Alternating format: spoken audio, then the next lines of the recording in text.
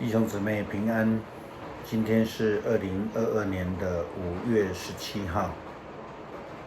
今天的经文是诗篇133篇，撒母耳记下卷第1章第4到27节，使徒行传第11章27到30节。今天要跟大家分享的主题是同理心。基督徒的见证就是要以彼此相爱，互相扶持，要体会到别人的需要。这样的做法需要同理心。但是事实上，同理心并不是一件很容易的事情，但却在关怀别人、提供协助的时候是非常需要的。昨天在台湾礼拜一的清晨，就是美国加州礼拜天的下午，牧师起来灵修之后，看到我的表弟分享了一件发生在南加州尔湾台湾基督长老教会的枪击事件的新闻，看了之后心里非常震惊。这一间教会就在牧师以前住的地方，我们的家里不远，属于美国长老教会属下的 NTPC， 就是美国全国台湾基督长老教会，还有 TPC 南加州台湾人基督长老教会联合会属下的教会。教会是租用白人长老教会，叫做 Geneva Presbyterian Church， 它的礼拜堂来礼拜。这是一间位于一个地名叫做 Laguna Woods 的极大的型的一个老人社区旁边的一个教会。台湾教会内多数是退休的基督徒，也有一些是退休的牧者在这个里面。加州时间的礼拜天下午1点多的时候，有一位手持着2支手枪的68岁亚裔男子进入了教会爱餐的一个场所，对里面的人开枪射击。其中一位中年医师，他为了护卫其他的人，中了3枪，当场被击毙。另外呢，有5位，年纪分别是66到92岁不等的教会兄姐受到重伤。凶嫌当场被当天做客的张牧师以椅子击落他手上的枪支，其他几位兄弟齐力将凶嫌压制，并以电线来捆绑他。发生这样的惨剧，让教会本身以及北美台湾教会全部哗然，因为大多数在南加州教会内的兄弟姐妹多多少少有亲戚关系，多多少少有认识的人，对他们而言很容易感同身受。虽然他在不同的教会聚会，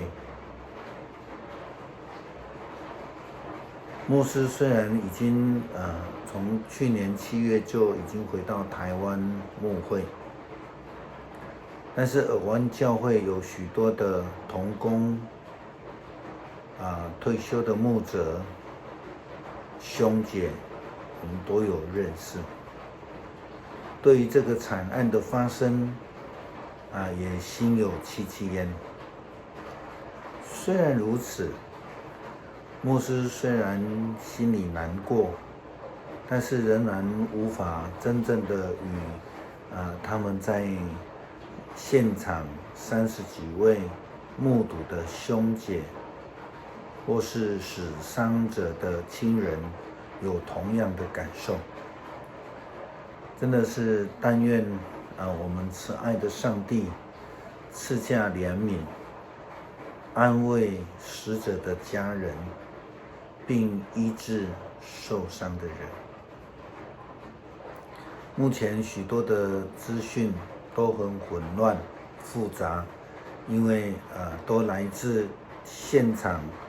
不同角度看到的兄姐所分享出来的。警方也仍然在调查当中。此时此刻，请继续，牧师邀请大家为尔湾教会的兄姐迫切祷告。使徒行传第11章27节到30节，记载了几位先知，他们从耶路撒冷去到安提阿。其中一位先知得到了圣灵的启示，他预言将会有严重的饥荒，因此教会的门徒们受了感动，就决定要付出行动。圣经告诉我们说，于是门徒决定每个人按照自己的能力捐钱救济住在犹太的信徒们，他们就这样做了。托巴拿巴和扫罗把捐款带给教会的长老们，他们因为听到了先知之言，也看到了饥荒的发生，他们就尽一己之力捐献，并且委托巴拿巴和扫罗将捐款带给教会的长老们。这样的行动力是一种感同身受的表现。他们看到的人的需要，付出了这个实际的行动，将自己的能力所及的来捐献给需要的人。我们必须要来了解一下捐献是什么。捐献是一种放弃主权，就是不再对钱有这个管辖权，也放弃了自我的感受，以及放弃坚持自己的方法，尝试着去以对方的感受为感受的一种做法，这叫做同理心，是要揣摩的。如果能够这样做的话，就能够用适当的方式来关怀人，也不会因此来造成别人或是特别领受关怀的人的压力。我们知道，不恰当的关怀通常是因为有爱心而没有同理心。这样的爱和关怀容易导致受关心的人之不必要的压力，甚至反感。那如何要在对的时间，用对的方法来表达我们的关心，这是非常重要的同理心的功课。这也是同理心之所以非常困难的一个地方，因为我们永远不会是当事人，所以我们必须要非常小心的处理。诗篇133篇。弟兄姐妹和睦相处，是多么的美好，多么愉快！这好比珍贵的香液，从亚伦头上流到胡须，又流到他的衣襟。这好比黑门山的甘露，降落在锡安的群山岭。在那里，上主应许赐福，赐下永恒的生命。求主赐下安慰、医治，给加州尔湾台湾基督长老教会的兄弟姐妹，为了礼拜天所发生的枪击事件，他们的死亡的家属以及受伤的人祷告。求主你恩典够用，也让我们学习同理心，在需要帮助的地方，